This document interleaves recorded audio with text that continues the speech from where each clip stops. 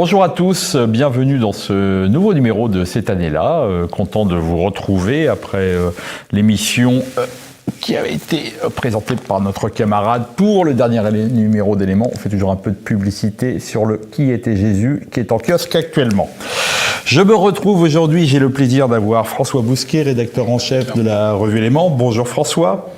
Nicolas Gauthier, rédacteur au Boulevard Voltaire, et bien sûr la revue Éléments, qu'on a la chance d'avoir aujourd'hui. Bonjour. Olivier François, rédacteur et célèbre animateur du Plus d'Éléments.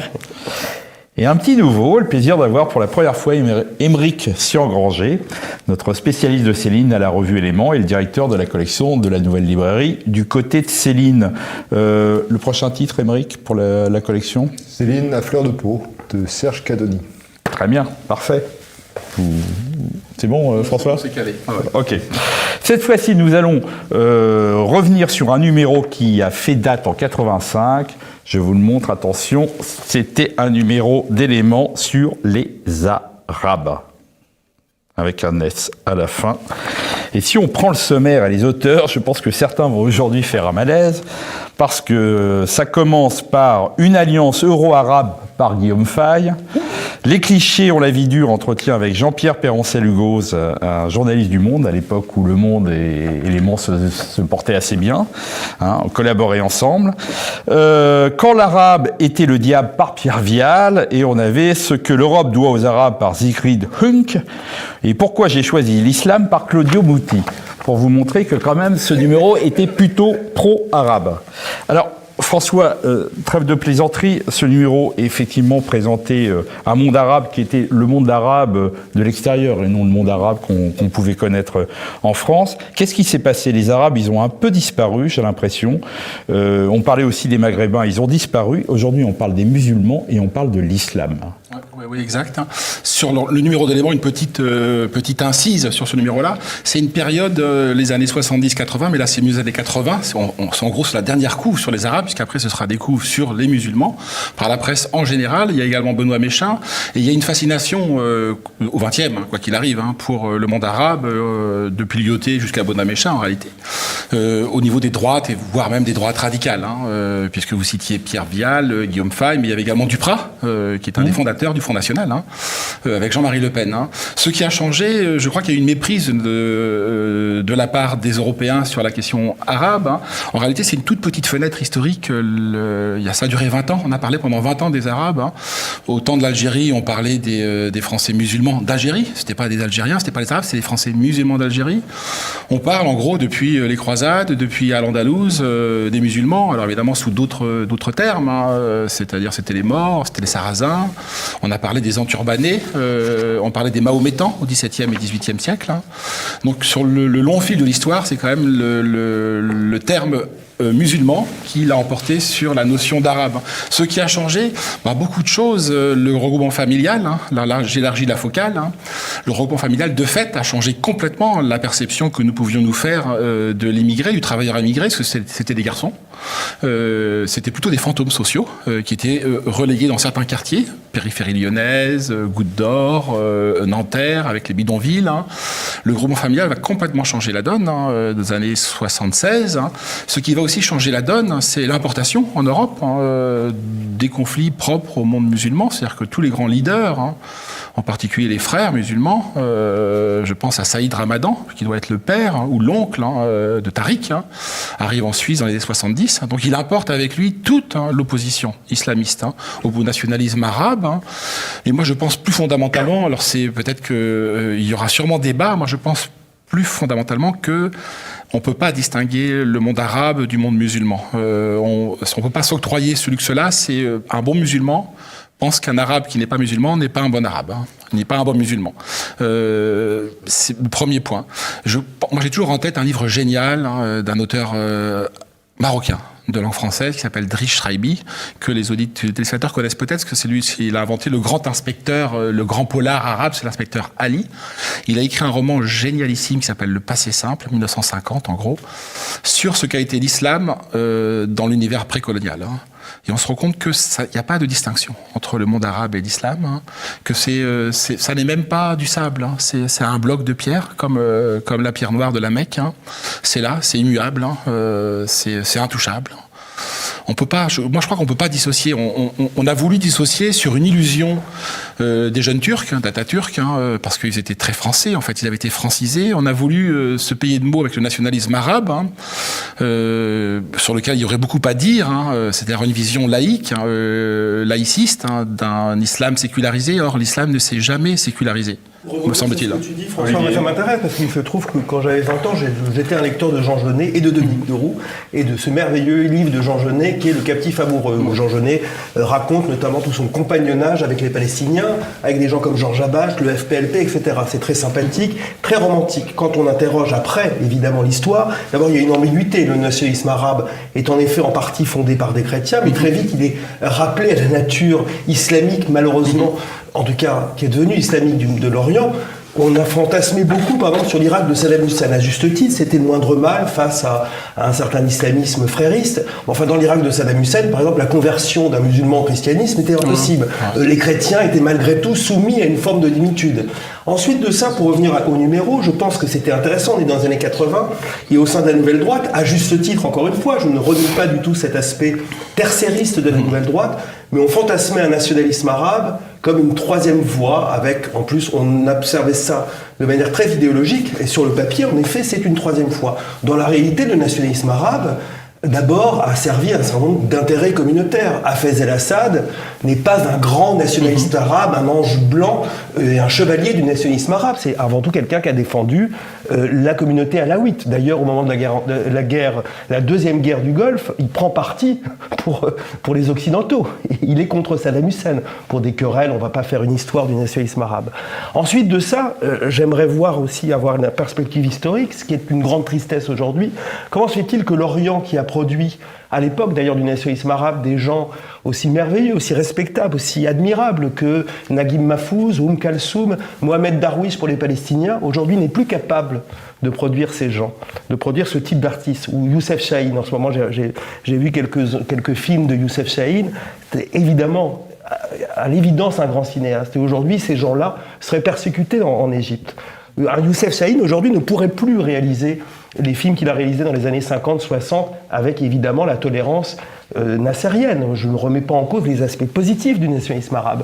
Mais de fait, ce nationalisme arabe a déchu à la fois par ses contradictions entre l'islam et la possibilité d'importer un nationalisme laïque en terre d'Orient, et puis par la naissance de cet islamisme dont on voit d'ailleurs les conséquences autant en Orient qu'en Occident. Nicolas Gauthier, vous êtes un peu notre ancien, vous avez connu la grande époque du nationalisme arabe. C'était une époque, effectivement, comme le disait Olivier, où on parlait d'une troisième voie. Et dans l'introduction du dossier d'éléments, je ne sais pas qui ça doit être... je sais pas, le rédacteur en chef, qui disait « Les Arabes, si l'Europe veut se libérer de la domination américaine et soviétique et constituer dans le monde une grande puissance indépendante, elle doit savoir choisir ses alliés. Avec le monde arabe qui se trouve dans une situation géopolitique équivalente, elle pourrait constituer un axe susceptible de briser le condominium instauré à Yalta. » C'est vrai qu'à l'époque, il y a ce nationalisme arabe, on en parlait, on parlait de Nasser, de Kadhafi, d'Arafat, qui représentait les Palestiniens. Époque où, chez les Palestiniens, à l'OLP, il y avait beaucoup de chrétiens arabes. Le parti basse était aussi à la manœuvre, mais pas la religion. Alors, ce qui se passe... On va faire un petit bond en arrière. Tout ça va être théorisé, ce qu'on appelle la Narda. C'est après le monde arabe se débarrasse de la tutelle ottomane, elle aussi musulmane, pour tomber sous la domination anglo-française. La Narda, ça signifie la Renaissance. Là, il y a trois options qui se dégagent. Il y a l'option, on va dire, baassiste, qui est théorisée par Michel Aflaq. C'est lui, c'est un chrétien, le théoricien du Baas, qui va mettre l'accent sur l'arabité, qui lui permettra, c'est dans les non-dits, mais d'esquiver la question religieuse. Il y a cette position-là. Il y a la voie qui va donner le salafisme. Donc c'est des wahhabites qui pensent que il n'y a rien en dehors du Coran, que le Coran est en même temps code civil, constitution. C'est ce qui va donner l'Arabie Saoudite. Et la troisième voie, elle est frériste.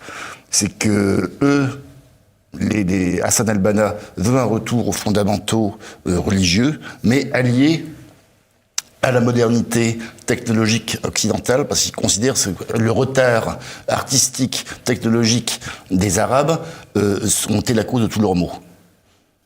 Les frères musulmans vont dire que c'est le Coran plus l'électricité ou la 5G aujourd'hui, quoi. Et ces trois tendances vont passer leur temps à s'affronter. Les frères musulmans étant généralement persécutés par des régimes laïques, mais aussi par les régimes salafistes. C'est ce qu'on voit en Égypte, où le président laïque, qui ne veut pas dire grand-chose dans ce monde-là, est soutenu par les salafistes, parce que l'Arabie saoudite signe des chèques, et les frères musulmans sont en prison. Donc, le premier président élu démocratiquement, Mohamed Morsi, c'est un frère musulman, il a pu présider quelques mois, on l'a mis en prison, quoi. Donc, tout ça pour dire, effectivement, quand on voit un bloc dans l'islam ou un bloc dans le monde arabe, on se berce d'illusions. La guerre avec Al-Qaïda, c'est une guerre civile interreligieuse, que nous, on a eu nos guerres de religion, ce sont des chiites contre des sunnites. Le slogan d'Al-Qaïda, c'est les chrétiens à Beyrouth, les chiites dans la tombe. Et quant au monde arabe, c'est une fumisterie. Qu'est-ce qu'ils ont en commun ? C'est d'être arabophone. Et encore, l'arabe que parle un Égyptien, un Algérien ne le comprend pas. C'est ce qu'avait remarqué De Gaulle. La Ligue arabe aujourd'hui, c'est l'équivalent de la francophonie. Il y a des Mauritaniens qui ne sont pas arabes. Et les seuls véritables arabes, c'est l'Arabie saoudite et un peu en Irak. Les autres sont des berbères. Les Syriens, les Tunisiens sont des enfants de Carthage. Les Libanais, des enfants de Phénicie. Donc c'est pour ça, effectivement, que je pense qu'on s'est bercé d'illusions sur les deux sujets. Et les nationalistes arabes, là, c'est une parenthèse qui se referme. En Arabie saoudite, ils commencent à reconsidérer le wahhabisme, qui est la doctrine religieuse d'État, en se rendant bien compte que le Coran ne dit rien sur la conquête de l'espace, les nanotechnologies ou le coronavirus. Donc c'est pour ça, effectivement, quand on dit oui, les Arabes, ça veut rien dire. Alors ça, Dire l'islam est un bloc, si l'Oumma était un bloc, les musulmans ne seraient pas battus entre eux, mais comme les chrétiens ont pu se battre aussi entre eux, quoi. Et pour autant, les chrétiens sont en bloc et l'islam en est un, en particulier dans la diaspora. Vous n'avez pas le sentiment, Nicolas, que ça offre un champ d'une nature tout à fait différente d'être musulman en Europe, hein. C'est comme les Africains. C'est les Africains, là je parle des peuples africains d'Afrique noire, subsaharienne et Afrique noire. Hein. Ils deviennent africains en arrivant en Europe. C'est la diaspora qui leur fait prendre un sentiment communautaire très fort. Tout à fait. Mais toujours en tête ce que disait Naipaul. Hein. Naipaul qui est d'origine indienne, hein, pas musulmane, et qui est devenu un écrivain victorien du XXe siècle, au fond, paradoxalement, et qui a épousé la vision du monde européenne. Hein. Alors qu'il est de peau, c'est un hindou né aux Antilles. Hein, et s'est beaucoup intéressé au peuple musulman non arabe, hein, en particulier dans la péninsule asiatique. Hein, oui, parce que là, excusez-moi, juste une petite parenthèse. Quand on dit arabe égale islam, là aussi, on est à côté de la plaque. Le plus grand pays musulman au monde, c'est l'Indonésie. Oui, et les deux. C'est ce que je voulais vous dire, Nicolas. C'est que à ce compte-là, il n'y a pas d'Europe. Hein. À ce compte-là, il n'y a pas d'Amérique. Hein. À ce compte-là, il n'y a pas d'islam, en effet. Il n'y a pas d'art à l'islam. Hein. Ce que disait Naipaul, ce qui le fascinait, c'est que non seulement chez les peuples convertis, en l'occurrence le Pakistan, la Malaisie, une partie de l'Inde, hein, le Bangladesh, hein, l'Indonésie, ce qui le frappait, qui sont les pays majoritairement musulmans, qui sont les plus grands pour l'Indonésie, le plus grand pays musulman au monde, hein, peut-être suivi par le Pakistan. Et ce qui le frappait, c'est que non seulement dans ces peuples convertis, ils étaient devenus musulmans, mais il y avait une fascination pour l'arabité. Et ce qui le frappait, c'était la servilité au pèlerinage de la Mecque, hein, des Malais, des Bangladis, des Pakistanais, qui voyaient les Arabes pour la première fois. C'est la langue sacrée, c'est la langue du texte. Hein, et il y avait une obséquiosité de leur part. Hein. Moi, je suis frappé également dans le phénomène des conversions, parce que à la conversion à l'islam, il y a également un désir d'arabité. C'est-à-dire qu'on adopte, Ribéry est fascinant à cet égard, hein, on adopte les mœurs des Arabes, pas seulement du Coran. Moi, je veux bien que... C'était le mot de Sonia Bouzard, Monsieur Islam n'existe pas. Non seulement il n'existe pas ici, mais il n'existe pas là-bas.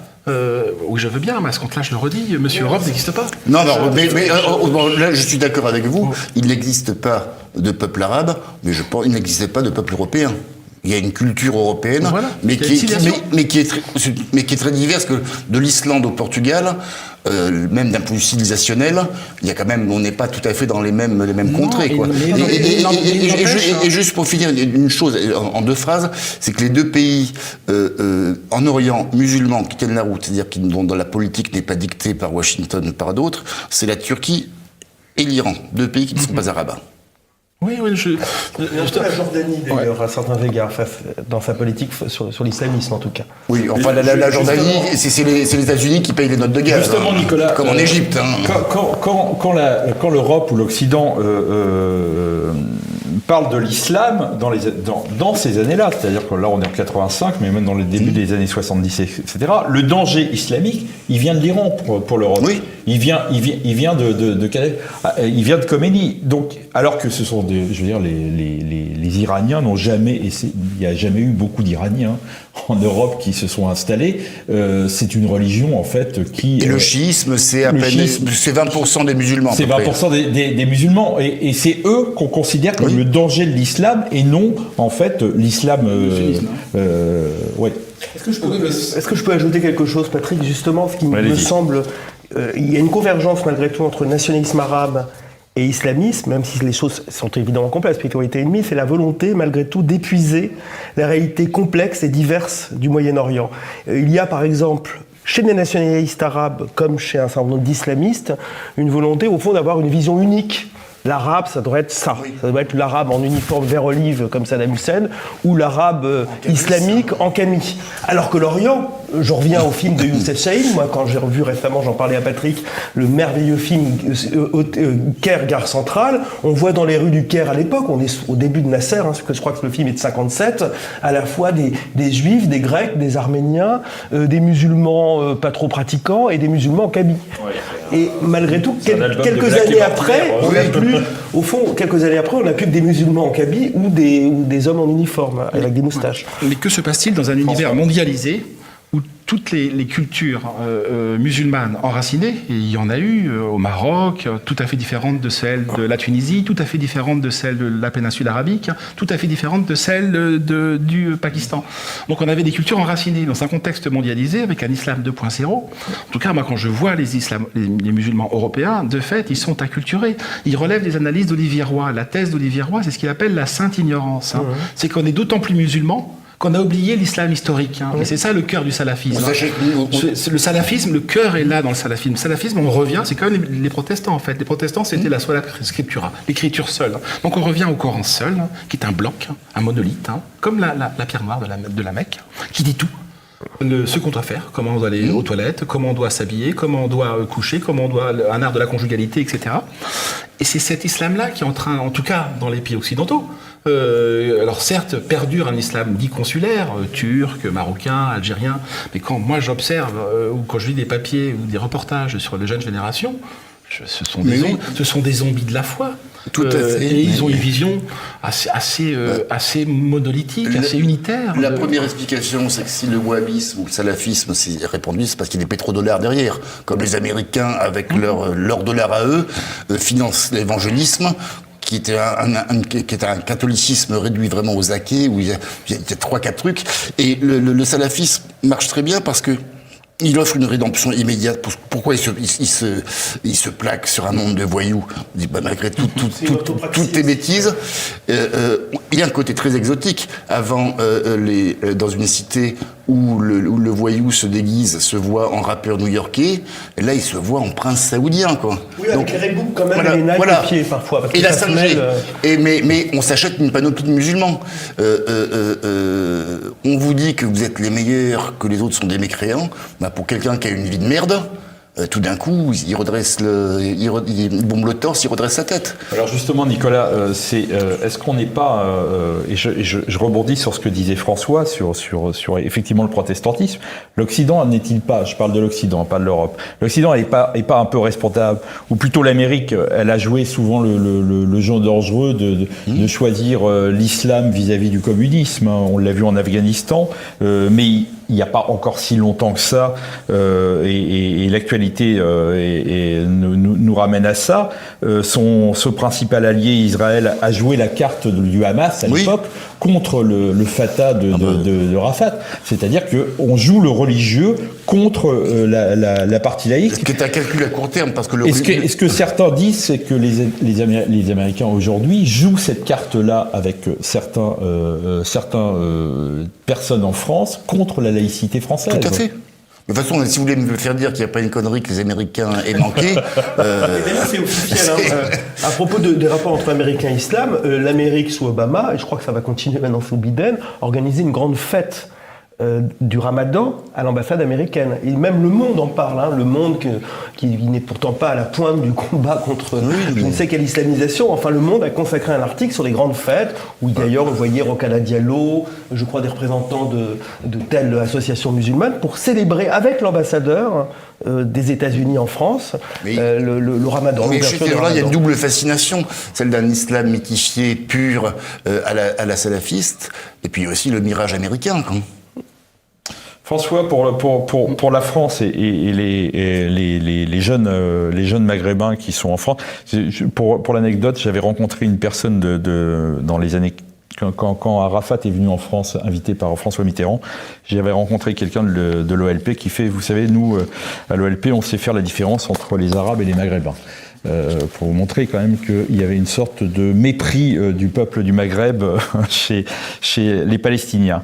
Il y a une sorte d'admiration, il y a une époque, les jeunes pouvaient être admiratifs des chefs du FLN ou les anciens responsables du tiers-monde, je pense au Tché, à Nasser ou à Thomas Sankara. Aujourd'hui, c'est le djihad qui les fait rêver. Cette jeunesse, j'ai envie de caricaturer, mais elle rêve du djihad comme ces jeunes Européens rêvent de 300. C'est leur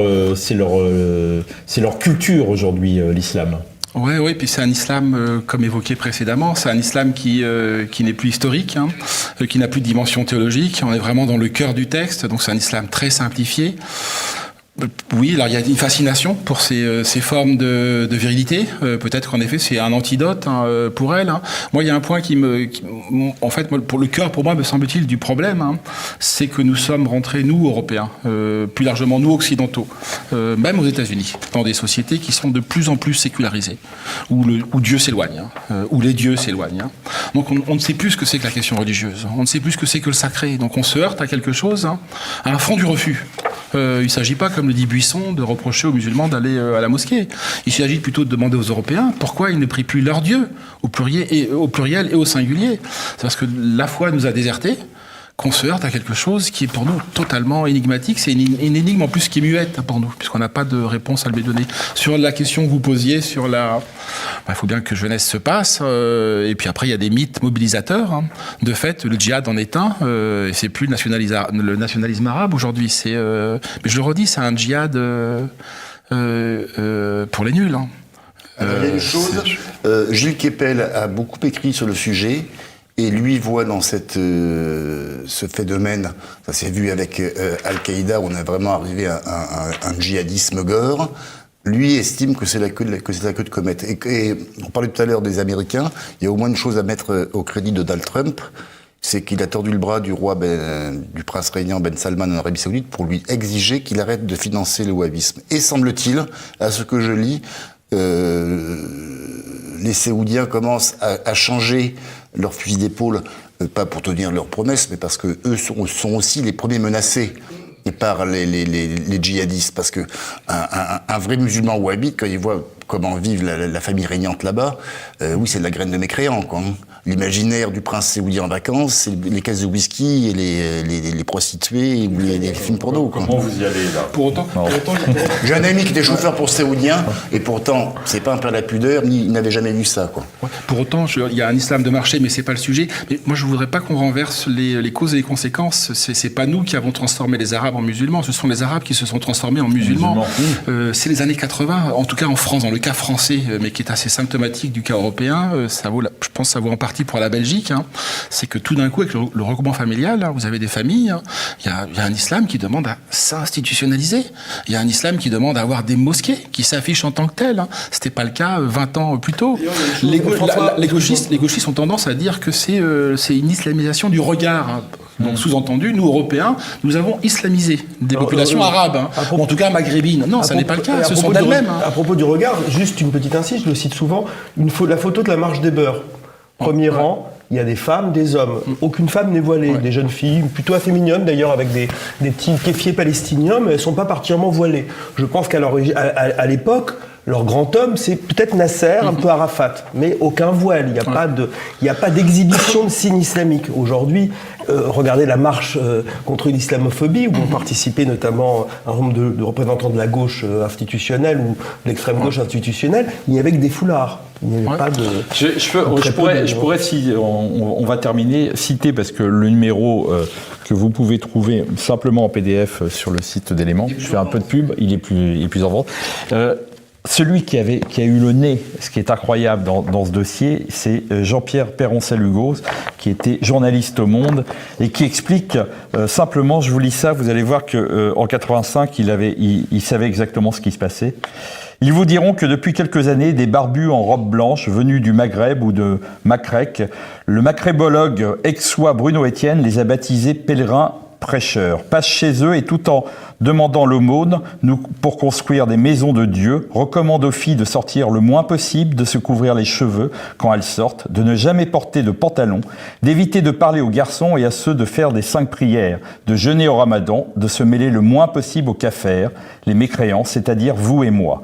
C'est ce que je n'hésiterai pas à qualifier de racisme islamique. Je me fiche qu'il soit à la base religieuse, argument que les musulmans même modérés utilisent souvent pour l'excuser. Ça, c'était en France en 85 et c'était un journaliste du Monde qui l'a dit. Une toute autre époque. Voilà, on se retrouve dans 2 mois pour une nouvelle émission de cette année-là.